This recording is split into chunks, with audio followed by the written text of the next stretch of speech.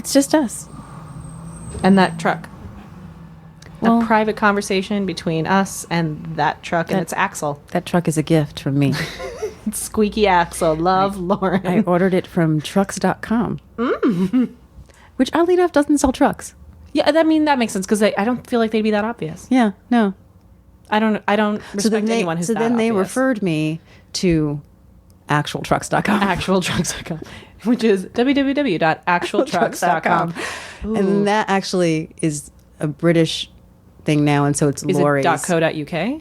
No, it's Lorry's.co.uk. That makes so much sense. Ready graphics? Ready theme? Cue graphics. Good evening. For your information tonight. Hi, I'm Jesse Mullins. And I'm Lauren Milberger. And this is FYI, the Murphy Brown Podcast. Speaking of classic Murphy Brown attire. Murphy Brown is Wonder Woman. Bing, bing, bing. How do you even do that? I can't even wink.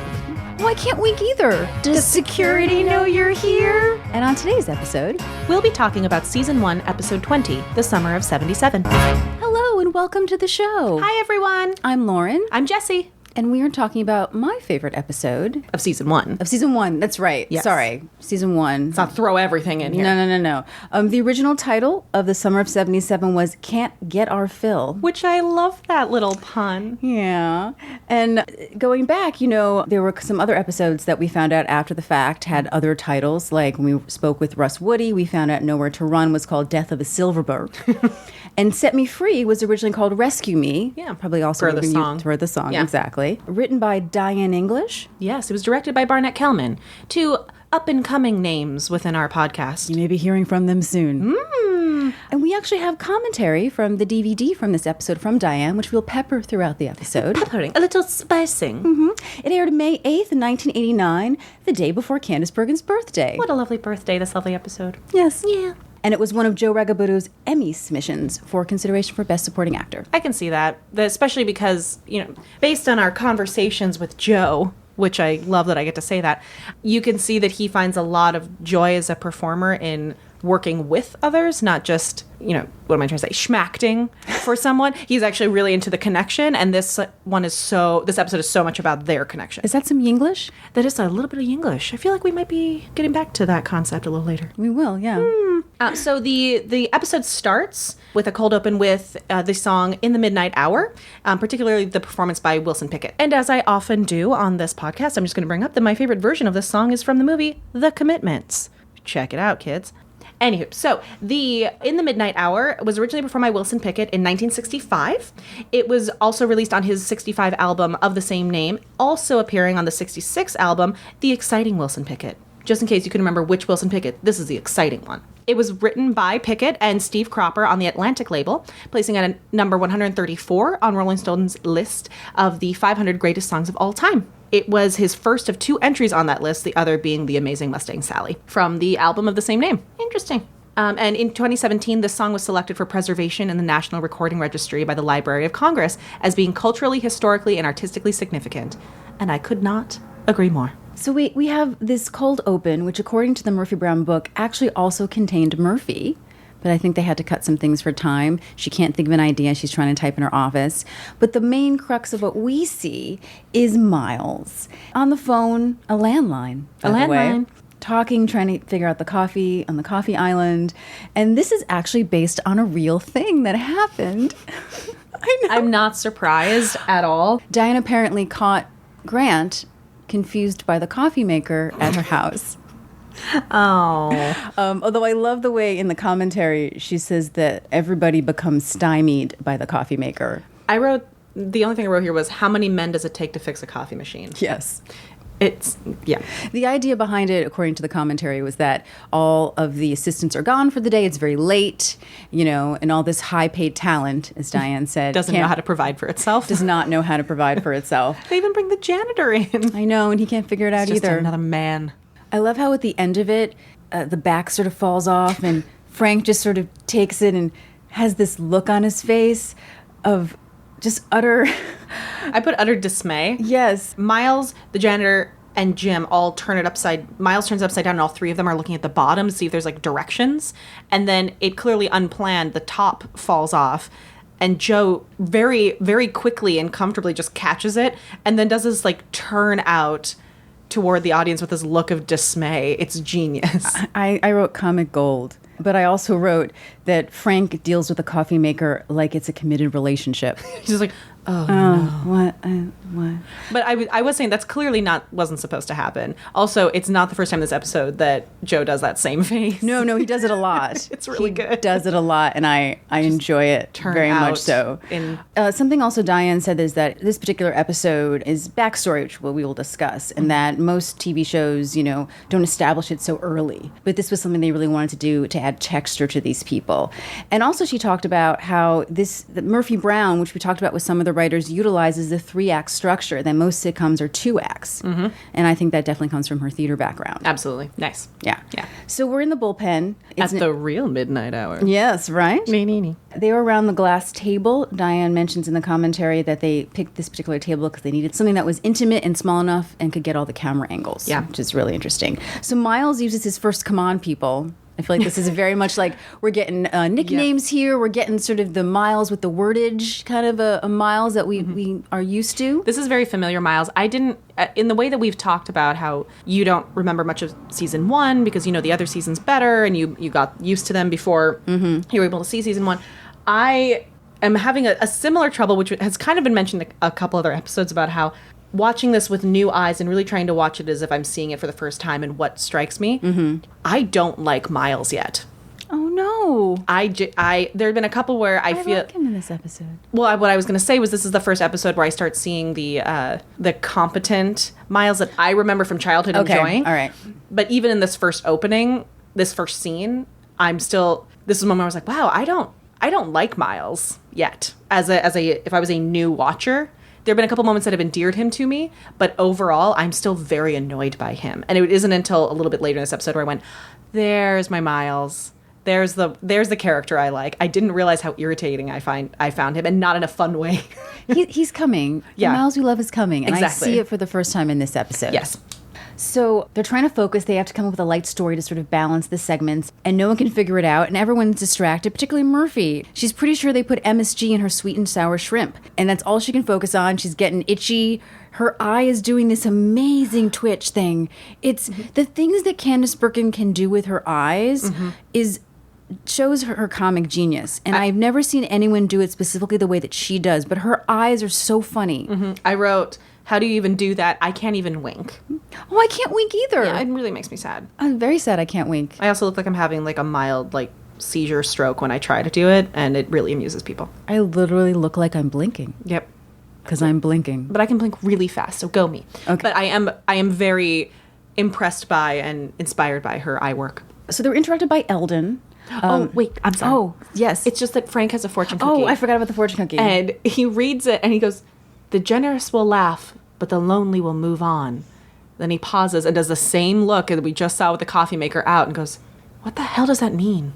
It also gets a really big laugh. It's a huge laugh. I want to know what the takes were beforehand. If there was Right? something more. I mean, it is funny in its own, but there's a laugh like there was something that Yeah. happened in rehearsal or something. Yeah, something inside, or this is the second take and something happened last Yep. time and they're laughing at it. Yeah. So Eldon shows up, and Diane, by the way, confirms in the commentary that this is Robert Pastorelli's coat, which I thought I had heard. Awesome, yeah. It's apparently his lucky coat, and she thinks he had it since he was a teen. But the overalls actually belong to Bill Hargate, the costume designer, and they're very Aw. dear to him because they were his father's. What love is put into I this know. costuming? So Eldon wouldn't usually come to her place of business, and as soon as he walks in, it takes Murphy a second, but she realizes it's payday. But there's a flea market in Calvert County. I'm looking for a hood ornament off a 55 Pontiac Chief. Maybe a set of juice glasses. So I howled with laughter at the juice glasses Yeah. because for some reason now, as an adult, I can look back and remember these sort of flea markets that would happen in my childhood, like in the train station parking lot, and that's how random it would be. Oh yeah. Well, we didn't have flea markets where I was growing up, because that's more of like a Is city it? thing. Interesting. So I would see them in movies and stuff like that. I was like, oh, that's what city people go and do, like a large flea market. You spent especially summer days looking in the paper for rummage sales. Oh, that makes sense. So that's where and I remember everyone had the like patterned juice glasses, which I see less and less nowadays in homes. But what I love is places like Anthropologie and stuff like that are bringing back juice glasses and like kitschy little decorated styles, which I absolutely love because the old-timey Midwestern girl in me really wants to have a set of juice glasses, but they just seem so redundant. No, I literally remember, and I'm sure I went to more of them, but the only memory I have is a flea market where my mom got these really amazing 1920s, martini glasses. Not that we would drink martinis. And I got the 1990 brochure to the Grammy Awards. Good girl. Yeah, well, Bette Midler was in it. Well, I collected juice glasses from back when places like McDonald's and Pizza Hut and those places would have those like franchise those are sales. great. And so I had like a whole set of things from those places. That's what I think of when I hear juice glass. So Murphy promises she's going to go in her office. She spends a lot of time looking for cash, by the way. A lot of time looking for cash, but a scene had to happen. Anyway, he doesn't have time. Felicia is circling the block, and she's never driven stick. Yay, continuity. Also, I highly doubt she hasn't driven a stick.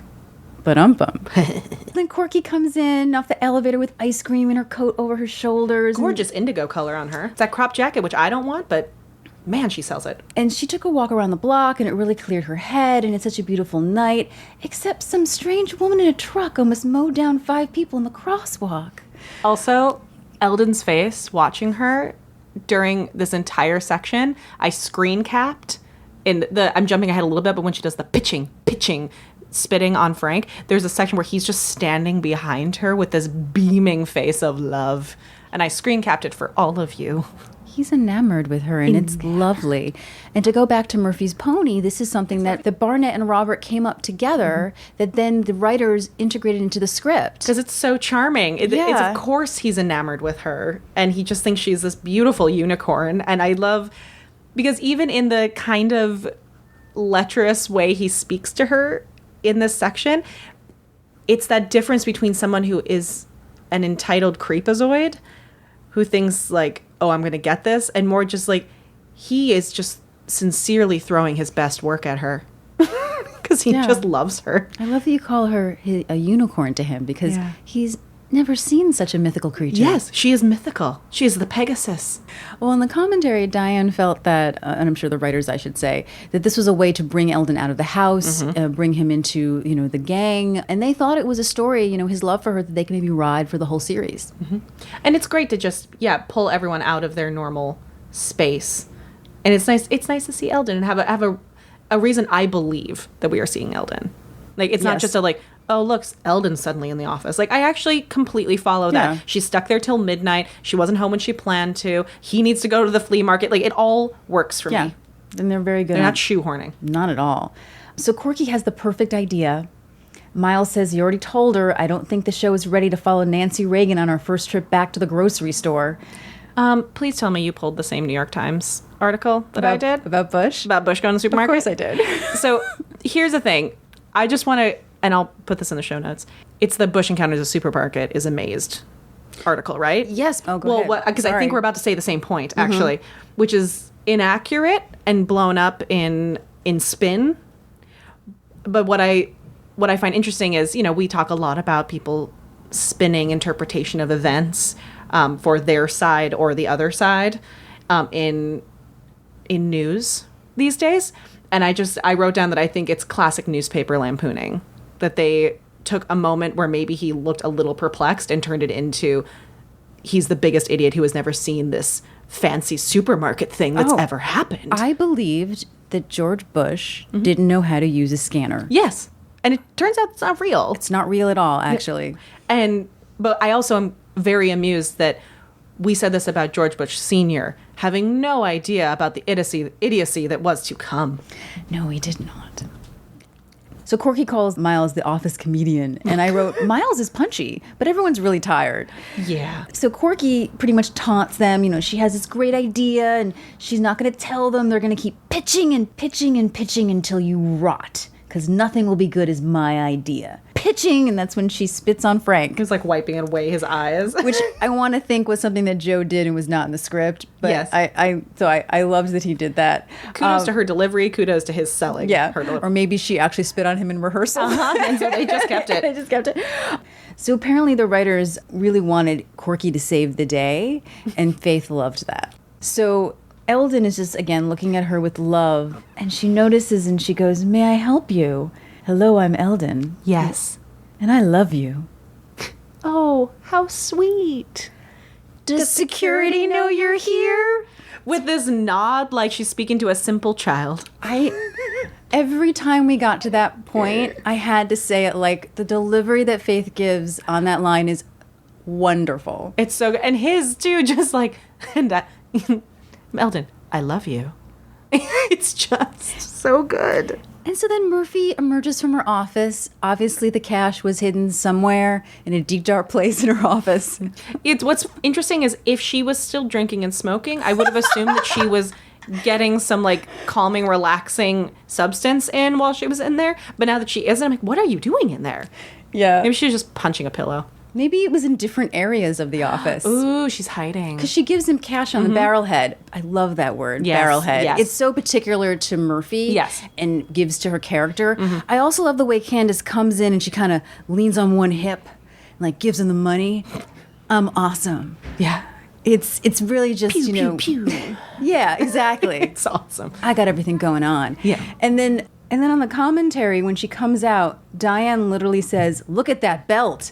And I started laughing because I went, "Oh my God, we're Diane." Yes. Look at that belt. Look It's at a that- great belt. Yeah, she said the cuff and the belt, she felt that's very classic Murphy Brown. Yes. That's something, speaking of classic Murphy Brown attire, it's never delicate. Like the cuffs are overstated. The belt is overstated. They're strong, but they're still feminine. Yeah. But there's nothing like delicate and prim. No. Even when she wears like an evening dress, it is a statement. It is bold. She has like Art Deco earrings. Like even when she's at her most feminine, there's nothing. I would never see her in a simple gold chain. Everything reflects who she is and Yes. her personality. It's beautifully styled.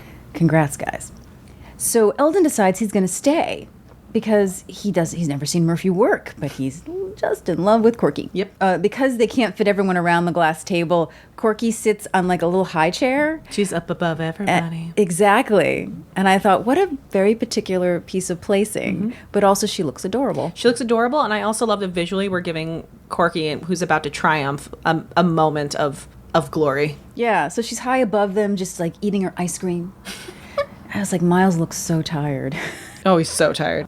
And, she's again taunting them, and Murphy goes, "Just tell us already." So she pauses and just triumphantly says, "Phil's." Well, first of all, she says it's right under their noses, and they'd be hot, hot, cold.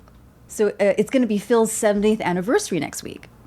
Isn't it going to be the 100th soon? Yes, it is. Didn't we see that on? We did. On Instagram? We did see that on Instagram. We talked about it on the show. And then, if no one knows, if you go to Diane English's Instagram, there's a great picture of the writers in front of Phil's, which is on the Warner Brothers backlot. It's the part that's not part of the tour, so it's part that people can't see. Murphy's townhouse actually is on the tour, funny enough. And, is Wonder Woman's house from the Linda Carter series. is Wonder Woman's house. Hence the gold cuffs, Exactly. probably. Murphy Brown is Wonder Woman. Bing, bing. Someone asked in the comments, if the show would be tackling the fact that it will be Phil's 100th anniversary. And 2019. Diane said yes. So look out for that in the revival. Very excited. So Murphy actually looks impressed. Everyone's sort of pondering it. Murphy says it may be the MSG talking, but she thinks it's a great idea. And then I wrote, Miles' first nickname! Corkster! The Corkster! She pulled through and gives her a noogie? Ew. Weird. Ugh, it's so... And then everyone gets up and they're going to, go to the elevator and leave. Wait, I just love that Eldon goes, did you come up with that all by yourself? I guess you're the straw that stirs the drink around here. You cook? She's so confused by him. Murphy, are you going to show your friend out? She's so polite. She is a classy dame. Yeah, and then I love when they're in the elevator and Murphy is just between them looking just, oh, God. Poor Corkster. Yeah, Diane talked about that this elevator sort of, bumper or button was always something they really tried to come up with to have a joke and then have the elevator close. It's a great close of a scene. Yeah, it reminds me of sort of a Second City blackout. Yeah. And I love that as the elevator is closing, Eldon goes, "You know, I never thought I was the marrying kind, but people can change." Murphy rolls her eyes, and Corky just looks towards the audience really uncomfortable. Oh, Corkster. Yeah. Classy to the end. So we are at Phil's. It is much later, and the crew is set up at the corner, the left corner of the bar for our viewing, with Phil behind the bar, Corky seated at a stool, all prepped and ready to interview him. She's wearing that awesome teal blue suit outfit love that her she in that wears. outfit. Oh, her hair is spot on. She's got a string of pearls, and Miles is like amping up Phil like he's a boxer coach. Like he's got his arm around him. His own jacket is off, and he's talking to him. And Phil has his hands flat on the bar, and he's looking out. He's looking like a boxer getting ready to go in. And he says they need to get going because he can't suck in his gut forever. And what I like is on the side of that, Corky is like sitting there, and she's ready to go, and she's doing this slight thing where it looks like she's mentally maybe going through her notes because she's doing this she's slightly staring off, and her head's nodding a little bit. And I'm like, I feel like she's being a professional. She's prepping. She's like, okay, and then I'm going to do. Okay, cool. I didn't notice that. That's great. I love my Corky. And Miles, he's like, all right, let's do this. He goes around, and he sits down in a very classic Murphy Brown director's chair. Yes, those are familiar to us because they're the same design that the backstage, behind-the-scenes people use because they're all in the Murphy Brown book. All in this book. I was like, wow, I've seen that before. I love that. I think that's a really nice little nod. They didn't try to make a different type of chair. It was No. the type they use. And Same font and everything. exactly.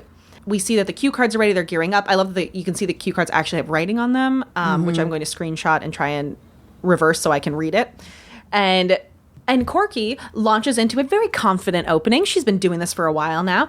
And she says, it may not look like just an ordinary bar and grill, the kind you'd find in any town in the USA. This isn't any town, and this is Washington, D.C. And this isn't an ordinary bar. It's Phil's Flip Card.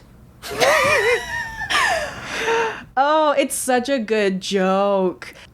It's such a good joke, and it's an old joke. Yes. But she sells it so well. It's because it's so natural. And the thing that comes out of it, and what I think you probably notice as well, is that the joke isn't sold by her realizing she did something wrong. It's it's Miles yelling. Everyone else looks miserable. They like deflate next to him.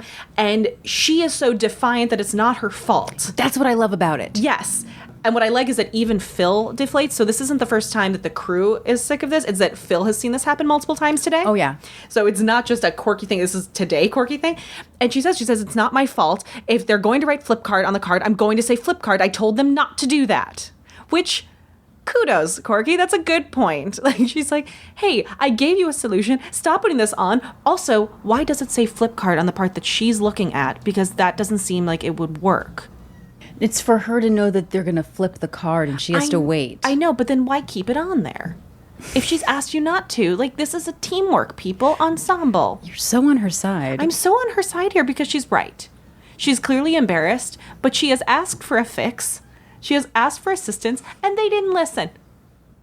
And then, Lauren is laughing so hard at my defiance. So this is where I started to enjoy Miles, even though this particular part grossed me out a little bit. But I love that Miles, in this particular section of the interview process, he's really there to give whoever is in trouble what they need, the type of talking to that they need. Yes. Even though he's frustrated when he goes over and talks to Phil and Corky later, he's talking a different tone of voice. And in this, he's speaking to Corky the way he knows it's going to work. Even though I think that it's really infantilizing and slightly gross, the way he talks to Corky, it clearly works in this moment. So he goes over and he hugs her sides and he's practically cooing to her. But I thought it was funny. And again, you have a very specific prejudice toward Miles in the later, the same way that I was saying, like, I'm okay with Jake right now because I haven't met later Jake. In watching this, like, I haven't met later Miles, to me this is gross. Knowing Miles later as a fan, yes, I think it's funny. But watching this with newer eyes, he goes over, hugs her side, he's practically cooing in her ear, and he's touching her hair, and then he kisses her side of the face, but more her ear. It's just very intrusive for me watching as a woman now. if I'm Wow. not bringing in later information. She does kind of push him away a bit. And that's what I like, is that it's the words and everything, like, again, it's like a boxer's coach. Like, he's like, as if the boxer's going up and the coach is going up and massaging the shoulders. Like, she's hearing it. She's calm. She's ready to go. And then as he walks away, she fixes her hair where he touched it. Yeah. So I'm like, kudos. See, for me, it's the whole thing. I think you're right. I think if Yeah. you isolate it, for me, it would seem a little weird. Yeah. But it's the combination of her just like, no, like, I'm fine. Like, stop. That, and him wanting to. And I think that this also shows that this is what Miles' strength is. He knows how to take someone, know it will work for them, and then, encourage them, because that's part of his job. Except also, she's saying, ew, no, stop. And he kisses her ear. The ear part is a little weird. It's gross. You're touching a woman, you're in her space. She says stop. He does eventually stop, but also it's a new time. Maybe don't Yeah. touch a woman if Also, she doesn't want to be touched. I think that it may have been interpreted that he was, don't touch my hair, but I think you're right. Yeah. Yeah, it's just Yeah. this is with new eyes. Yes. I recognize, I know better about Miles, but if I was a new person watching, this is the reaction I would have. I actually do agree with that. That is good. So anyway, so she got what she needed. He got what he needed. She launches in, kills it, and turns to Phil and says, "This bar has been open since your father in 1919. It's been open since President Truman." And then she asks him, "How does it feel to be reaching this milestone?" And Phil freezes. Phil ruins the take because he doesn't know what to say. Miles asks what's wrong. He says, "You said I just had to stand up here and tell stories. You didn't say You didn't say anything about how do you feel questions." Nothing about feelings. He doesn't want to talk about his feelings. So a little bit of backstory about Phil's from Diane from the commentary. It was modeled after a bar she knew in Buffalo since she was a kid, run by a guy named Phil. He had become their father confessor. And it was a little homage. The whole backstory for Phil, it was his father's bar, and she says that Phil's kids will take over, which we now know because of a revival that his sister is taking over in his passing. Perhaps this is going to be addressed, and we'll find out that his kids didn't want it, and so Phyllis sweeps in. I don't know. I mean, some of his kids really didn't know what they were doing. Yeah. So that could be part of it too. But also something interesting is that the bar was a bar that Diane went to in college. Yeah. The sort of the theater kids, after they were building sets, they would like go to this bar. I kind of love that. Which is very accurate. I can say as an artistic college student back in the day, that is accurate. We also have information that Joel had to explain to Faith on how to hold a mic, being a stickler for detail, and the way she was holding it bothered them in a way that they can't say on the DVD. Well, it bothered Joel. Yes. Is my understanding. He's a big stickler for detail, as we all should be. Yes. But the way that Diane says, she says that she can't say it in a professional way. Which we can... should I say? Yeah. So I feel like we can only guess that he was telling her that she was holding it like a penis. Yes. That's probably what She was he probably said. looking like she was going to give it a blowy. Yeah. That we can say that on this air, right? Yeah. we use the That word really- we that- say penis a lot. That really classy phrase I just used. Yeah. But I do have to say, as somebody who's grown up as a singer and a performer, there are various forms of mic etiquette, and you can always tell how somebody first got used to a mic. Hopefully it's not by imagining that your mic is a penis, but perhaps. And Whatever works for you. but I can always tell somebody who does a lot of karaoke, because those mics are not as high quality as other mics, so you have to hold them a very certain way to be heard properly. As opposed to people who were trained with singing with a mic, they know when to pull it away when the voice is getting louder and you want to keep the sound levels the same. There's a very specific pull away that you see a lot of the divas do when they get into their big notes, that kind of stuff, so you don't blow the system. And newscasters also use them certain ways. I had a very interesting experience this last Comic-Con. For a lot of people on here probably know, but I for the last 7 or 8 years have worked press at New York Comic Con, and we do a lot of interviews. And I won't name names, but I had a very negative Me Too era experience with a male hero of mine who decided to grab my mic out of my hand and tell me the particular mic etiquette he wanted me to use in the interview in a very misogynistic, demeaning way. I was luckily, I'm not new to this, so I was able to shrug it off and, experience it. It was gratifying to see all of the other people, because I was one of only a few women in that room. It was very nice to see the other men on my team, as well as the teams around us waiting in the step and repeat, see their reaction to that, because it clearly was overstepping. But just saying, when you're interviewing people and so on, there is also a certain etiquette, and both the interviewers and the interviewees have preferences as far as how they want the mics to be handled. So it is not out of line for Joel to be a stickler, because there's a lot of opinion on how to handle a mic. And I'm glad that he was. Yes. Because the show is wanting to feel as real to life as possible. That these people are real. And as an actor, I would want to know. Mm-hmm. Absolutely. Yeah. I want to look like I'm a professional. I don't want somebody taken out because it looks like I'm, fondling my mic in the wrong way. So the reaction to this is that Corky throws her hands up, says she can't work like this.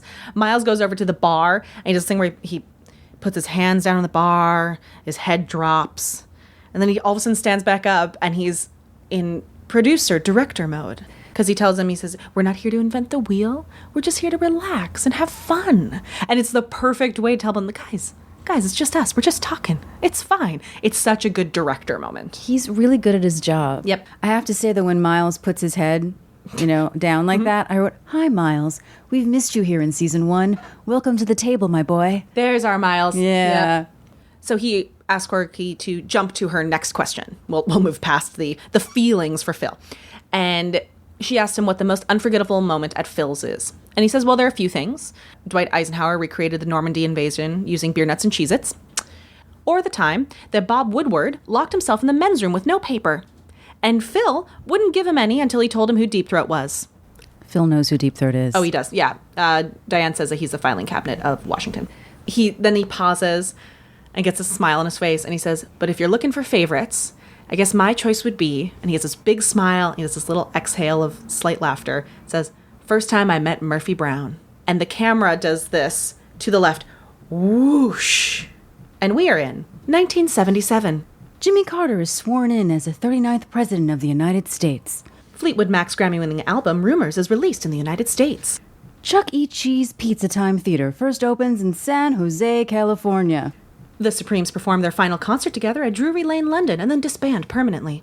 The New York City blackout of 1977 lasts for 25 hours, resulting in looting and other disorder. David Berkowitz is captured in Yonkers, New York after over a year of murders in New York City as the son of Sam.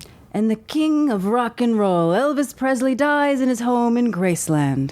Thank you, everyone. Thank you. I love that camera. The whoosh. It's great. It's great. The fact that the blurring colors. Yep. Barnett, this is such a great Genius tool, move. and no one has used it. It reminds me of the, what are those old school projector things? Like a carousel? It's where you can see the horse running. Oh, what are those called? I'll find it later and feel much smarter. But it's like spin, spin, and we're in a new place. And cut the gauze. Yes. Cut to the gauze, I should say. Cut to the gauze. Although only really on one camera. So Murphy walks into Phil's, and I wrote, like a young Diane Keaton. I wrote a cross between Diane Cannon and Diane Keaton because of the hair. Stop it. No, stop it. I have Diane Cannon written afterwards because I just recently made my boyfriend watch Out to Sea, because all I really want in my entertainment is Walter Matthau and Jack Lemmon acting together. Sure. And so the other day I was like, well, okay, Michael, you have a choice. We're either going to watch Out to Sea. I think what I sold him with was Brent Spiner. Or I was like, you can watch Jack Lemmon in My Fellow Americans with James Garner, because I also need to watch that right now. So everyone, yes, I do just watch a bunch of people out of my generation because I love them so much. But Diane Cannon in that movie, her hair and her carriage and everything is straight this moment. Yes. It's amazing. It's the same type of like kind of beachy long pants kind of, and that hair that's And the cascading. hat. And the like, hat. She's worn hats like that. That's exactly what she looks the like. 70s, Yep. yeah. So Murphy sits down at that immediate entrance on Phil's bar, that short side, like she does all the time now. And she orders a Scotch Rocks with a twist. Never mind, a double. It's a dark day. Elvis Presley just died.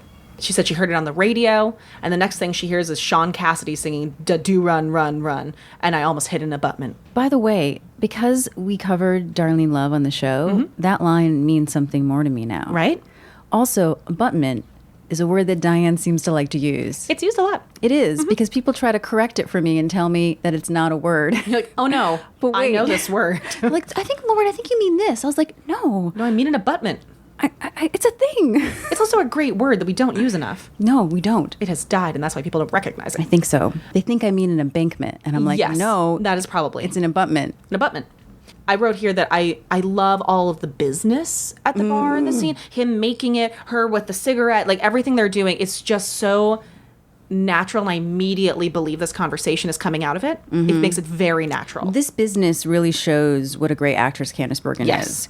With the cigarette, and we'll talk a second about one of our favorite moments, and sitting down and feeling the heat and everything is like, you just watch her hands during most of this Yes. scene. It's so natural, and it's that thing of, it's done a lot in acting classes as a tool to get people to relax, is to give yourself business, because the second your physical brain is doing this, it releases you mentally, and it can make things sound a lot more natural.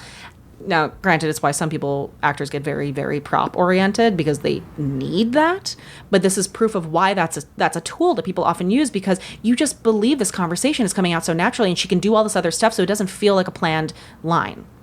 It feels like it's coming out of the action. Speaking of props or wigs, Yeah. so apparently, according to the commentary, Candice loved this wig. I love that wig. It's a great wig. She loved it so much that she ran around the entire Warner Brothers lot in the wig, knocking on doors, trying to find out if anyone would recognize her. She went to the executive dining room and just randomly would sit down at tables and see people knew who she was. I would totally do that. And so Diane felt, because Candice loves the wig, we love the wig, and we love Murphy because Candice loves playing Murphy, and it comes through. And I thought it was Yeah. such a really great idea. It's a very endearing look on her. Phil asks what brings her to Washington. So she has an audition across the street. And right at this moment, he's getting her the drink.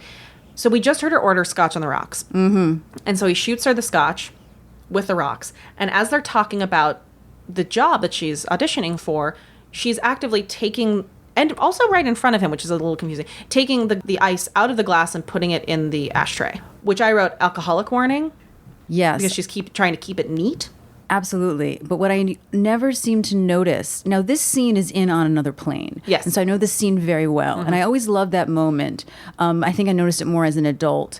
But exactly, it's showing that she, already had alcoholic tendencies because she doesn't want the drink to be watered down. She wants the pure drink. But what I didn't notice, and I wonder if maybe because maybe her ordering the drink is not in On Another Plane, I have to go back and see, that she asks for it that way. Exactly.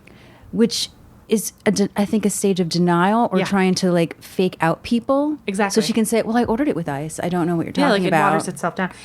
And I think for me, just from getting really critical about the eye lines, the fact that she does it while Phil is looking at her and it's part of the action while she's talking, for me, confuses me more. Because if she was trying to trick the bartender or the people around her that she gets it with rocks, then I would have liked, if that was part of that subliminal messaging, I would have liked for her to have taken it out when he wasn't looking. I think it's more of a denial thing. Exactly. I think I think she doesn't realize that she's hiding it right now. Yeah, because there are a lot of things, and I am not close with anyone who is an alcoholic or have family members, so I apologize if this is incorrect to anyone who is more closer with someone. Yes, I don't mean to offend anyone by saying alcoholic warning, because Yeah. that is a serious problem, and I think often dismissed in humor. But there are telltale signs, and sometimes they say that it is sort of a subconscious thing, is you're trying to fake the world around you. And she- yourself. Yeah, exactly. And so I think she's fooling herself into thinking that she's getting it with that, and then maybe just even out of habit she takes it out. Yeah, I wonder if she isn't even thinking about it when she's taking it out. I could see her thinking about it when she orders the rocks, but not thinking about her automatic response to taking it out. Or maybe she tells herself, I have an interview, I'll have it with the rocks, and then she just can't stop herself. Yeah. Now, something interesting is that this is a moment that we both really loved. And as I was running up my notes, I thought, we should check with Corby if it was in the script or if it was a business that the actors came up with. And it became a bit of a whirlwind. Yeah. Where Corby was about 99% sure that Diane had come up with it. She wanted to check with Barnett. Barnett didn't remember. So we were told to check with Steve Peterman, who checked with Diane, who said, it was definitely a Candice Barnett thing. And then hours later, I wake up to an email saying, scratch that. Diane just texted me. This is from Steve. She checked the original script. She wrote it in. We were like, sorry. We were just curious. Yes, we didn't mean to make it this long chain, but still, thank you. thank you guys. Hilarious, I think. I love that. It just makes me happy that we can ask this silly question Yeah. and that people are generous enough with their time and their memories to share that with us. Yeah, and so that was something specific that was to character, and it's such a great little small little detail. It really is. Yeah. I see it and I immediately ask questions in a good way about the characters and not about like, well, why did they do that? So they're talking about the position and Phil starts launching into an extreme knowledge of the position that she's applying for. And he says, they're considering a woman for one of the positions, so it's going to be an uphill battle at the network. And she's looking at him like, how do you know this? And we get, for her, what is for her the first, I'm Phil. And then as he walks away, she starts throwing trivia challenges at him and back. And they clearly both impress each other. They really do. And something interesting for people, just to give you a little perspective, that it's going to be an uphill battle at the network for a woman. Barbara Walters was the first woman to host the evening news. It was 1976. So it was just a year before. Exactly. The first woman to anchor a primetime sort of news magazine, the least that I could find, so I may be wrong, was Weekend, which was Linda Ellerbee. Yep. My Linda Ellerbee. And we'll talk about that in a moment. And Barbara Walters, by the way, in 76 got a lot of flack from people. And just for some more perspective as well, is that the first anchor of 60 Minutes wasn't until 1984 with Diane Sawyer. That's not that long ago. No, and not that long in connection to 1977. Exactly. So that's the uphill battle they're talking about. And this is something we're going to talk about in a little bit. If there was going to be a female, it was going to be one female. At the point that even Murphy Brown aired, the fact that there were two females at the desk was a big deal. The fact that it was half and half. So it's significant she's showing up for this and dressed the way she is. And Phil says he recognizes her because she's a foreign correspondent. She explains that. And she proceeds to say, I know how to chant Jimmy Carter is the devil in 27 languages. And then she takes a breath spray, sprays her mouth, and does this great wince. The wince is great.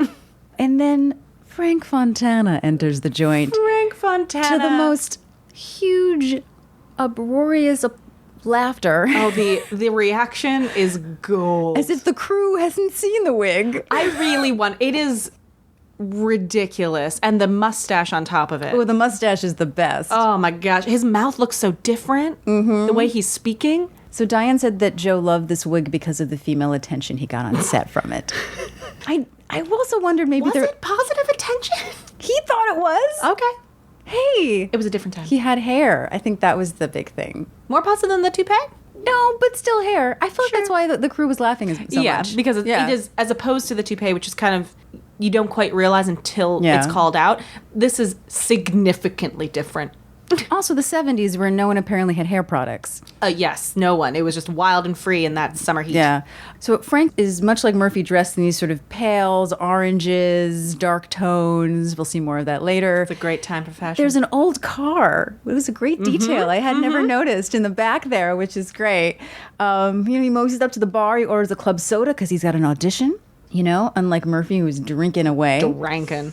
The scene that's coming up, Diane says that she really loves to write these sort of, she felt this scene is very Hepburn and Tracy-esque. Oh, it is. And it really establishes sort of the deep friendship between Frank and Murphy, which I definitely agree. And, sometimes actors surprise the writer, and the two of them really took this to a place that she hadn't imagined. And Yeah, and again, I agree. that's totally why I think he submitted it, because it really brings out the best in them. So he comments on the heat, which, of course, makes Murphy kind of, jokingly say what Phil said before. So Frank thinks, oh, this woman is talking to me. So he says, hi, don't I know you? And then this is why Murphy is my hero. Yes, it's so good. Let me get this out of the way up front. Just because I said something to you doesn't mean I'm looking to get picked up. It's in my nature to talk to people. So let's not assign any subtext to any conversation that might end up between us in the next few minutes. That's all I wanted to say. Yeah, slow clap. Good job, girl. I mean, I've literally invited a man to my improv show, and he thought it was a date. Oh, God. I like to talk to people, too. Doesn't mean that I'm asking you on a date. Again, just because I look at you doesn't mean that was an opening. I wanted to be... You knew I was going to be on the stage, right? Mm-hmm. Anyway, so Frank says break out the Midol, and I hate him so much right now. But it feels very of the time, so I'm okay with it. Also, again, they're willing to say Midol on the air. They've said it before, I think, right? Yeah, but that idea of we're normalizing these jokes that we can make these kinds of jokes, and also because he doesn't get away with it. He doesn't, no. He says that he's going to take this again. And I love what Joe does is he kind of, yes. It's so good. It's such a great little mannerism thing. Like, I probably didn't even realize he was doing it. It just shows that an actor who's very comfortable. It's very playful. Yeah, and very I love playful. Very frank. And he introduces himself again, and we get that great Frank Fontana, Murphy Brown meeting for the first time. My heart grew 5 sizes. And Frank eventually confesses that he has this audition too, but he's never been on camera before. You know, he's been working for the New York Times. And Murphy figures out that he was nominated for a Pulitzer for this, you know, a couple part piece on the mafia, got a lot of press, and Frank's like, yeah, that's me. And I really think he is sort of, I think it's humility. I think he is actually humble about it. Yeah, I don't think that it's an ego thing at all. But then Murphy goes, because we think that it's going to be, she's going to compliment him. And she goes, I found the piece to be very egocentric. I love how she calls him. And he just goes, see what you did? I haven't known you for 5 minutes and already I don't like you. But he does like her. Murphy gets that, you know, he definitely hitting on her, you know, he can't hide it. And Can't he help does this himself. great line. He She's goes, a beautiful woman. she is. And he doesn't know that he's going to have zero interest in her later. Absolutely. Of course I'm trying to pick you up. It's a spontaneous thing that guys do. It's a primal urge like how we invented fire. Doesn't have to mean anything. I love that so much. It's so good.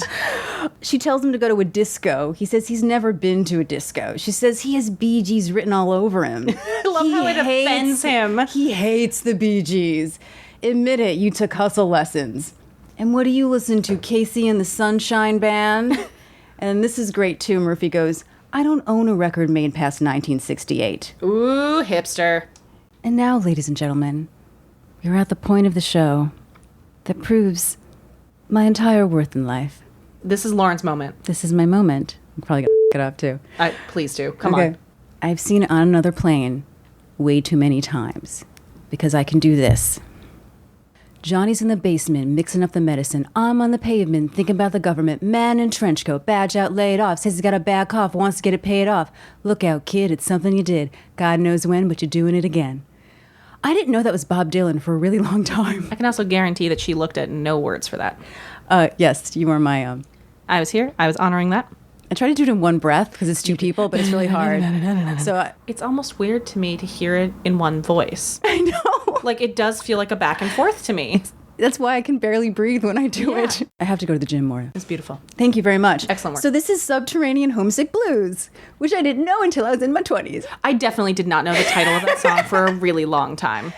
I graduated grad school and someone gave me a burned CD of Bob Dylan for the first time. And I'm listening to it and falling in love with Bob Dylan. And it gets to the song and I went, oh. Oh. Oops. So yeah. And this is how they bond. Mm-hmm. That they are both the same kind of people and they are on the same page. Well, and I think it's very fitting because this particular piece by Dylan was really iconic of that time, of the Beat generation. He had been really... We have a great article from bobdylan.org.uk, and they specifically say, this was Dylan's first successful attempt to integrate the emotions of the Beat generation, which he had understood from Allen Ginsberg and others, combining the thought of the moment with 3 minutes of everything that was happening in the world mid-1960s. This song makes a lot of sense to me, and I think it tells a huge story that this is the song that they recite to each other. I agree. It says a lot about who they are, what inspired them. Allen Ginsberg in particular, his work as in art and thought was incredibly informative to a very specific generation. And I love this song. I didn't even realize what a big deal the song was when I was a kid and liked it. Mm-hmm. Same thing with, I was raised by a father who played a lot of Pete Seeger and Joan Baez in this time period. So to me, it was just like, yes, art, yes, feelings. But I think it says a lot that also these two who we have seen, you know, the two that flunked out of S and these things that were all about like in looking internally and finding this like this inner peace and self-awareness, who scoff at that but are so attracted to this art form. And I think it shows them for the actual intellectual softies that they are. They're not just the brash jokesters that they pretend to be. And I think it's really beautiful that that's what they connect over. On the commentary, Diane says that this was something that Steve Peterman knew. But we've heard from two sources, not to speak out of turn, that it was probably Tom Seeley. But everyone in the writing staff is amazed that even one person knew all the lyrics to this. Right. Right? I have to say, though, watching Murphy Brown as an actor taught me how I memorize. I'm auditory. Yeah. So because of that, I very easy learned how to memorize scripts because I put them on my phone. So this was actually very helpful to me, to my acting career.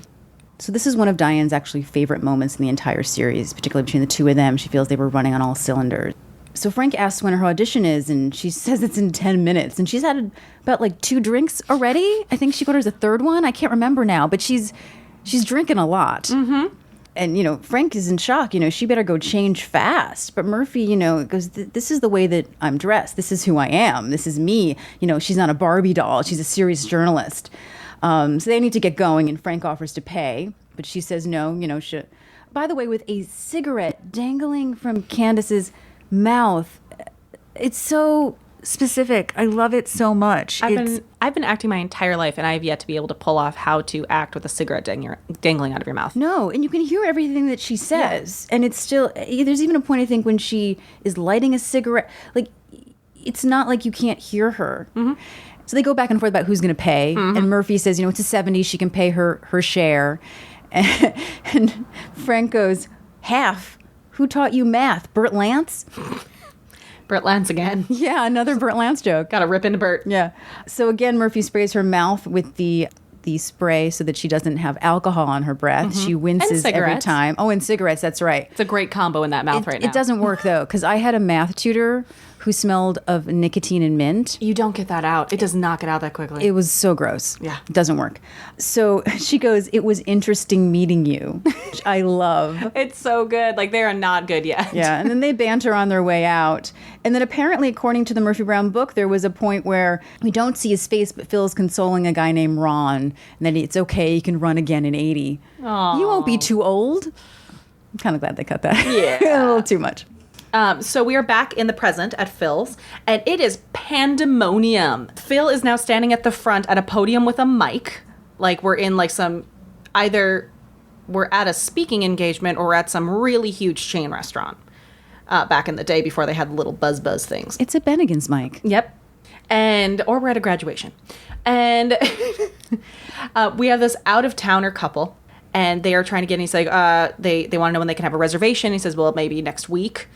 And the woman looks at him and says, we saw this place on television, and if I don't get to eat here, I'll die. I'll die. I'll die. I wrote in just all caps, Jesus H. Christ, this is the job I'm leaving. So I guess it's as good a time as any to let the people know I am moving to go to grad school. Yay! Yay for the digital world that we can still be doing this remotely. So there will be no interruption for y'all. But I'll miss seeing your face in front of me. And we'll have to do so many Skyping and visits. But the current day job I have, which I have mentioned in passing, is at a major restaurant that is highly desired, especially by tourists. And I won't give away specifics, but I deal with a lot of people who call when certain items from our menu are mentioned on certain very unfortunately popular shows. And it brings out just some of the most interesting people who call and say that they saw our blank on blank today, or come in and demand to do the thing that famous person mentioned on air that they had this combo of that's not on our menu, but now they all have to eat it.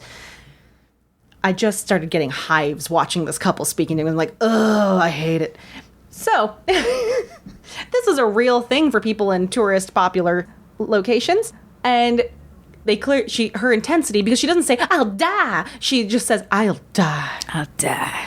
And so he says, okay, well, there will be a 2-hour wait, and that offers that they can kill some time by browsing the gift shop. There's a sale on commemorative plates. He then leans down and does to me, which is such a quintessentially 90s joke, and speaks into the mic saying, Donner Party of 4.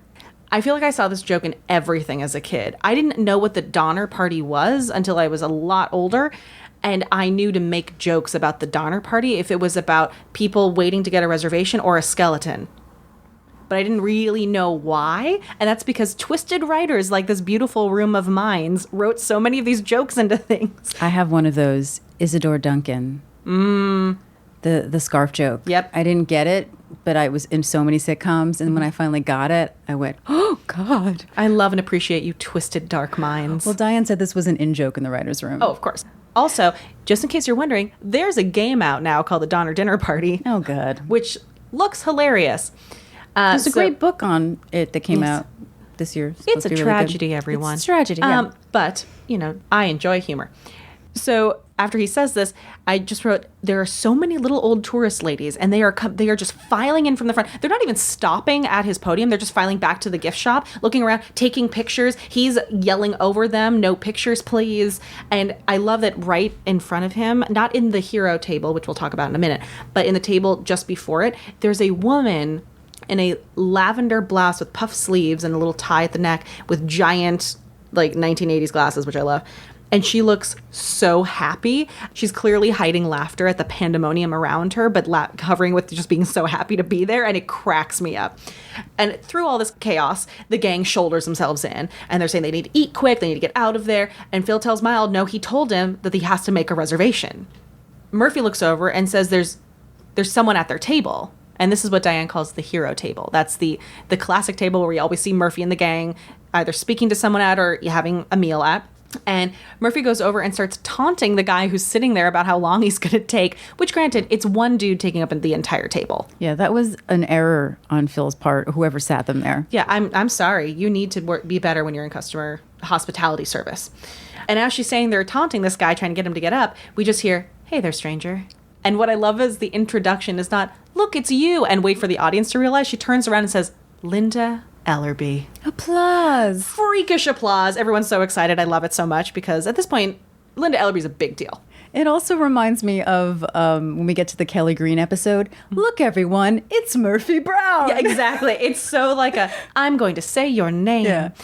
But Connie Chung. Connie Chung. So this is, now also remember, just for a reminder, we're in the present day Phils. So this is post everything that we're about to see happen. But Linda Ellerbee and Murphy Brown are contemporaries, and they have been up for the same things, as we will find out.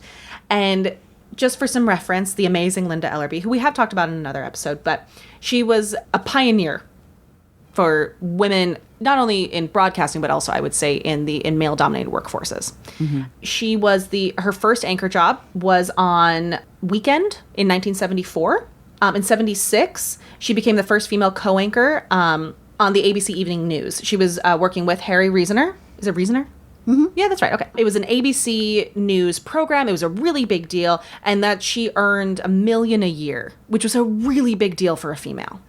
There wasn't a female anchor for 60 Minutes, as we talked about, until Diane Sawyer joined the show, and that was 84? 84. So the fact that this happened in 76 was so ahead of the curve. The fact for this woman to be on a major ABC program, co-hosting equally with a man. That's why he says, Linda Ellerbee.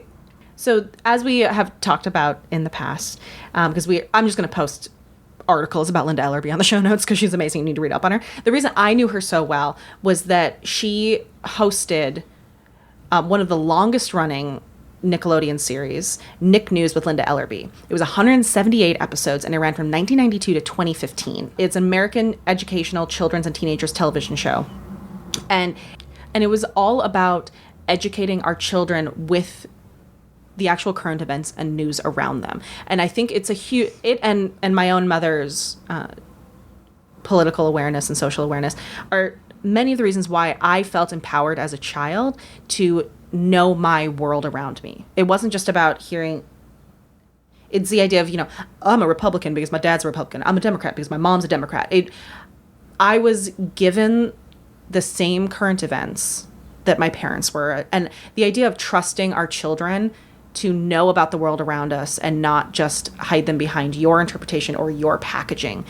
We were given now granted, the current events, if they were very dark and upsetting, we were not given all of the details of things that were horrific and troubling, but you were given social topics, political topics, economic issues, and the format of the show was intended so children and parents could watch together and both learn from it. And I just think that she is such a huge symbol of what it is to really educate all of your citizens and not just the ones in power, the ones who are always making the decisions. If we're allowed, I'm passionate about this because we can start voting at 18. And if you haven't been educating your kids on what is happening in your country and how your political system works and what they have available to them as citizens, then you're really shortchanging the first decade of them being eligible participating citizens.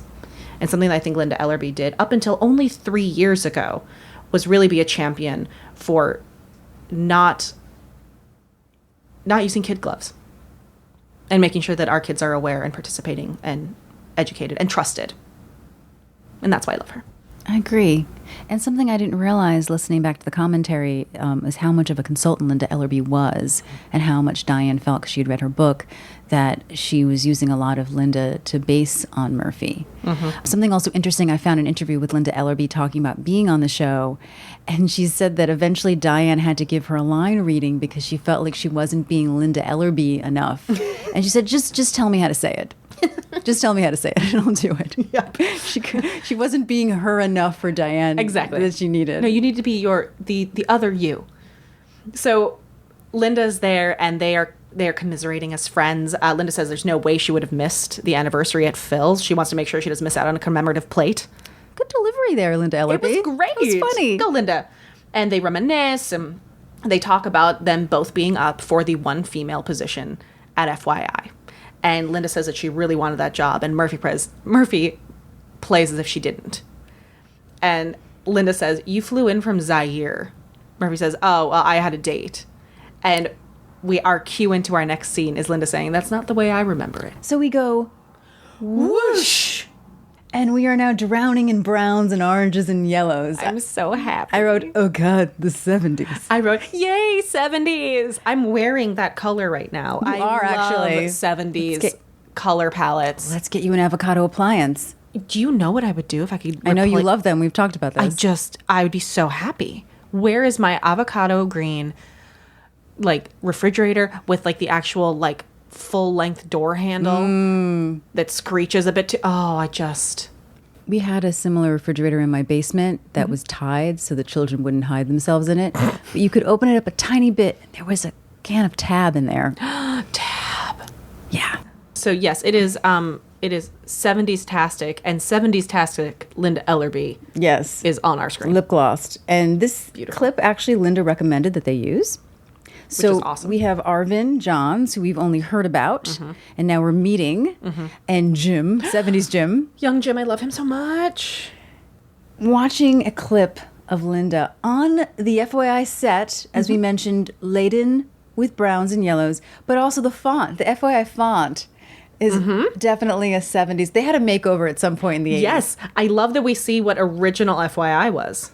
It's great. It's seriously really good job on the set decorating It's and beautiful. the design It's guys. familiar, but older. Yeah, so Frank and Murphy come in, and he doesn't understand why she's so calm. She says she's calm because she doesn't care. She gets the job, she gets the job. I actually kind of believe her. I know later on, because I had sort of forgotten that we had that scene before when I was thinking about it in my head, because I sort of am at a place in my life where I do sort of feel that way, where I care a lot if I get it, absolutely. And I don't know if it's after being sick, and when you're sick, you feel very helpless in a way that you can't control. You can't control what your body can and cannot do, even though your brain is still there. And I don't know, I feel like I've gotten to the point where I care, but I'm also like, okay, well, if this doesn't happen, there's nothing I can really do about it. So here we go. I kind of think that's maybe where Murphy is. I think there's also a quality of what we were saying about maybe with the ice of she doesn't realize how much she True. wants it. I think that's part of it, yeah. And I think because also the way she's talking about it, I'm not sure she realizes the scope of it yet. I think she's at a place where maybe she wants everything.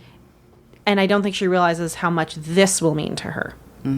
She wants the job, but it's not to quote a future episode of ours, but there's an interview that we just had with the idea of part of the job when you are a freelance and you are someone who is, or like us who are auditioners, where you get very used to the audition. You get very used to going for a lot of things and needing to move on to the next one. Yeah. And so I could see that she'll really want it when she's in the room and working on it because also she wants to win. I think Yeah. Murphy wants to win. That's absolutely true. Absolutely. She wants the job, but she also knows that like she can continue and go do all the foreign correspondence. But she's not going to compromise herself, because she could have compromised herself and get that job in a second. She won't do it. This job is not, to her, this job is not the end all be all. She knows she's going to be fine. Yeah. So Frank points out her competition, And she goes, look at her, spray teased and lip gloss within an inch of her life. She looks like one of Charlie's angels. Glam shaming. And what I love is that Murphy is pretty much like, no, I can just do better. This is just, I'm just better than that. I'm number one, which is how Murphy got everything that she wanted because she always assumed that she was number one. Well, this is also Murphy pre-Devil with the Blue Dress, where it's like either you're the woman who doesn't rely on looks to get ahead, or you're a woman who relies on looks to get ahead. And there's definitely a bias of the person who chooses to be pretty on camera, potentially in the way she's saying is not trusting her own merit. Yeah. And I made the joke about glam shaming, which is a reference to a show I will not admit that I watch right now. But the idea of, if the point she was making was just, I'm better for this job, then why did she need to resort to busting her looks? If you're that confident that you are better, you are just better, then why do you need to resort to that? And that, for me, shows a bit of her insecurity. Okay. If you actually genuinely believe that you are the better choice, then why are you being so petty? I mean, Frank does say, I thought you didn't care, which to me, as a writer goes, oh, that's definitely cluing in that she does, even though we've already had that previous And that's scene. what I mean. Yeah. Is the way that she's talking like this, I think shows that she actually cares. And I think she's annoyed that she might not get the job because the pretty person gets it. Oh, yeah, I didn't think of it that way. And she resents that. But I don't think it's a knock against looks. I think it's about that I think she actually doesn't think that you need to be able to, as she says later, blow dried and teased and lip glossed to give people the news. Because Murphy is a feminist. Except, also, Yes, to no. make the argument, I honestly think both sides are true, honestly. she is knocking it, though. She is making fun of somebody who chooses to look good. And it's just as feminist to want to look a certain way. Like feminism, the equality of it, someone is allowed to want to Yes. look a certain way as much as someone is allowed to not put the same effort in. And they should be treated by merit as equals. But we are also looking at Murphy Brown, who later dolls herself up on camera Oh, yeah. as a professional. Murphy Brown does not show up now in her in her dirty jeans and her baseball cap. She does the same thing. She gets dolled up as an anchor. So it's commentary on who Murphy is when she walks in for this interview, and the fact that she later gets the perspective Yeah. that it's not just about knocking the woman for glamming herself I up. need to take that back then. I don't want to project the idea because I'm thinking of also just sort of this sort of archetype of the kind of woman in 1977 that Murphy is representing. I do believe that feminism has room for everybody, no matter what you look or who you are or what you decide to do or how you represent yourself. Feminism is that I can be who I am and you can be who you are, Yes. and a man can be who he is. I just want to have a seat at the table. Yes. And because of that, the character in this moment of insecurity, of imperfection, which is what I appreciate about it, actually. Yeah. The character in the moment disappoints me as a feminist because she stoops to knocking a woman for her looks when that woman in that clip is showing that she has equal merit. And what I appreciate about it is not because I think that it shouldn't be like that. I appreciate that it is like that because it shows that she is a flawed person who actually wants this job. And she gets a little petty. And we love Murphy because she is flawed. Exactly. And the thing is, I honestly see both. I agree with you and I agree with myself. I've been on that other side. I have definitely resorted to why does she have to dress like that? And then I had to stop myself and be like, that's not fair. Oh, I was talking to a family member who I won't say, who brought up something and went, well, I just wish that Hillary wouldn't wear those pantsuits. And I went, hey. Or, I just didn't like what she was wearing. What? Why is that informing you? Why are we doing it? And I would call her on it and she would laugh because she knew that that it was true what I was calling her on. But anyway, so Murphy says that she has something that's going to make her sign off personal. And then before she can even say it, Linda Ellerby goes her famous sign off with, and so it goes. And Murphy has a conniption fit. Yeah. That Ellerby was looking over her shoulder on the airplane and she stole it. And this is her introduction to Arvin and Jim. She's still angry. Yelling at a screen. Yelling at a screen while she's being introduced to them. Like she can't even stop herself from just doing it.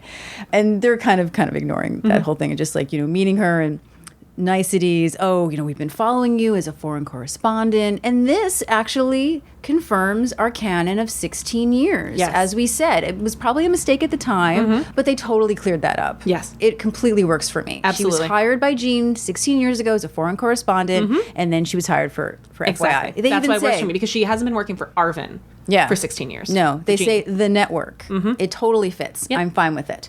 But we'll get to something else in a moment. Yeah. So they think that Murphy should, take a moment.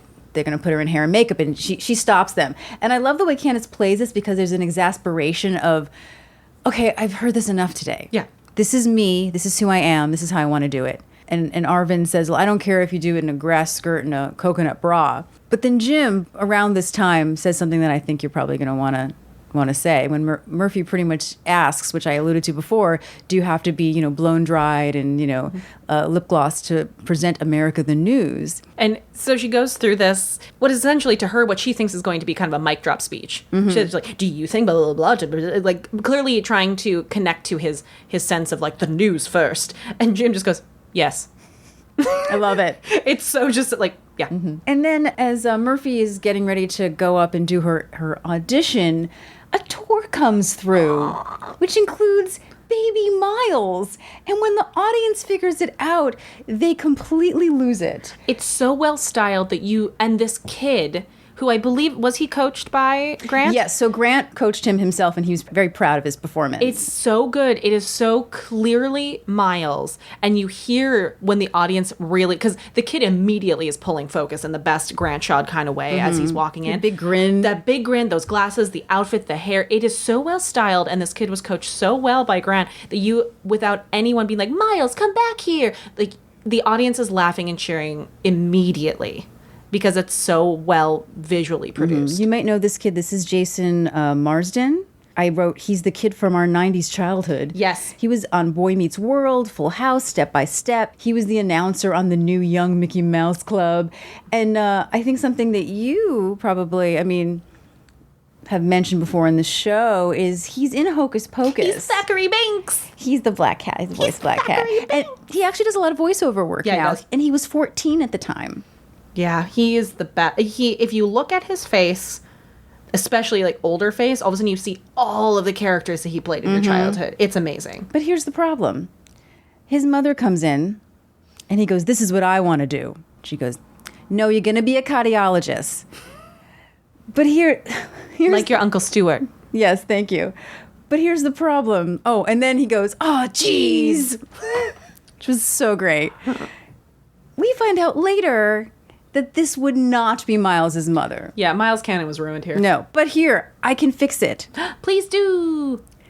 This is his aunt who is taking him for the summer. Oh. And they decide to go on a TV tour because she says, And right? her husband is Stuart. Her husband is Stuart. I like it. I nailed it. Right? What does she say? She says, here we go. She says, you're going to be a cardiologist like your Uncle Stuart. Yeah. Yeah. Yeah. I'm fine with This that. is his aunt. I allow this. Done. Yes. Canon complete. Ding ding. Yeah. So Murphy starts to do her copy, and something that Diane remarked on the commentary was that, it was always hard to write this show because you're writing comedy, but you're also writing actual news copy for some of these people to read. And they wanted to establish in this moment how spontaneous Murphy is, that she's a great interviewer. She's not a screen reader, as some of them were called. And this is where, in the commentary, Diane says, Arvin became Murphy's mentor. So Murphy stops herself. Because she's not a reader. She really needs to. And what I love about this moment, too, is it shows that Murphy is spontaneous, but it also shows that Frank and Murphy got the job together. Mm-hmm. Also, it shows that you know when something's not working. Yeah. You know. And she knows that this is not how she's getting the job. Yeah. And instead of just going through it, she stops, which is very brave, and go, can I do something else? So she takes Frank, who's like, you're crazy, what's happening here? He was afraid of being on camera. Yeah, exactly. And I bet you so much that she made him comfortable on camera, whereas if he had just been reading to the screen, he probably wouldn't have gotten the job. I truly believe that had she not pulled this stunt, neither of them would have gotten the job. Yes. He would not have been comfortable because he would have been trying to do copy as well. Mm-hmm. And this showed that he is a good conversationalist and that she is a great interviewer. Yeah. And she gets him to talk about being in New York, because they already had that small conversation, so she knows. And he starts to go into how he was on a ride-along. We mentioned in our little Jim Doris bit that they had just found the son of Sam. Yeah. So he talks about before that being in a ride-along, and it starts to sort of fade out. And we sort of peek in on Arvin and Jim's conversation. and they sort of lament, about Murphy being hired. She's a loose cannon. Jim mentions that she drank Cosell under the table. And Arvin's like, nah, going with Murphy Brown could be a big challenge.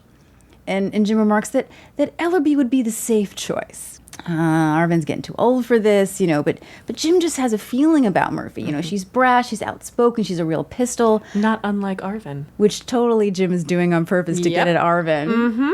And he says something that is, I believe, one of the voiceovers or something from On Another Plane. And so it's only out of context that this line resonates with me, because in the moment it feels a little like you're the guy and you're going to take care of her. But he says, you are going to take responsibility for her. You are going to control her.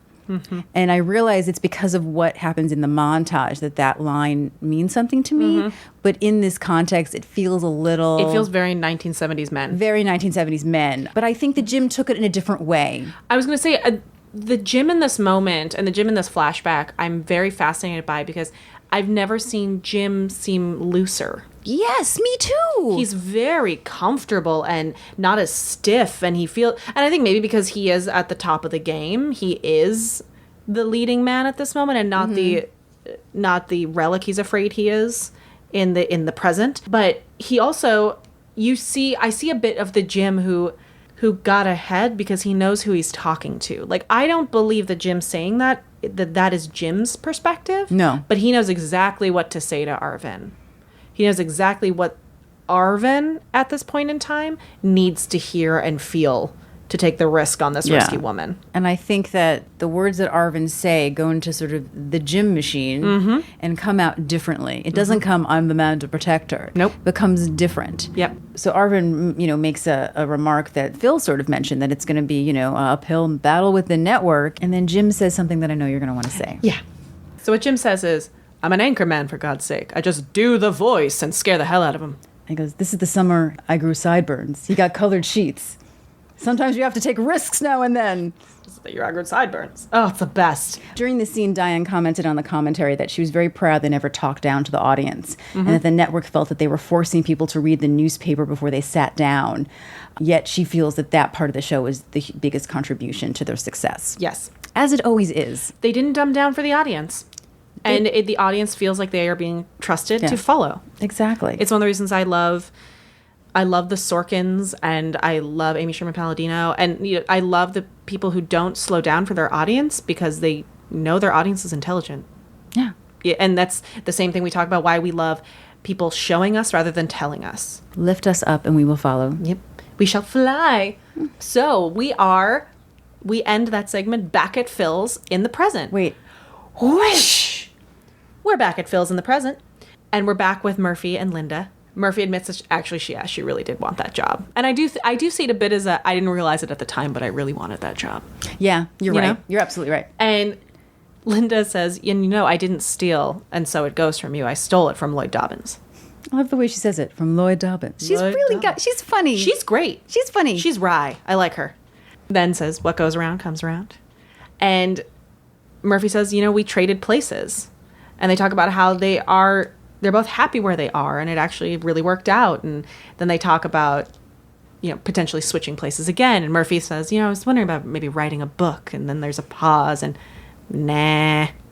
They're both super happy. Yeah. I feel like they're also like having fun with each other. They don't are. really mean it. No, they don't really want to do it. They're like, what if I just, nah. But I really want Murphy to write a book. I really want Murphy to write a book. I don't know. I'd like a book to be written and maybe like the wrong copy gets out, like the unedited copy, and she gets in trouble. Yes. I want all the details. Maybe this new world, Murphy has written that book. That's true. Maybe she Perhaps. has. Maybe she's written two. Exactly. Maybe there are multiple books out there about Murphy. We move on, and it's later.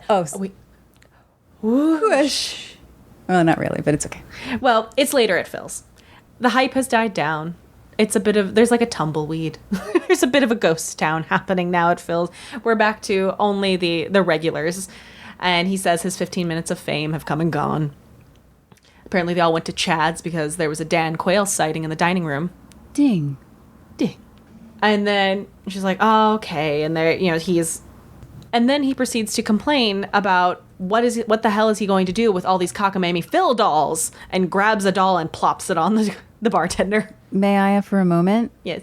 So I thought, oh, yay, I'm going to get to do Yiddish theater. But it's not.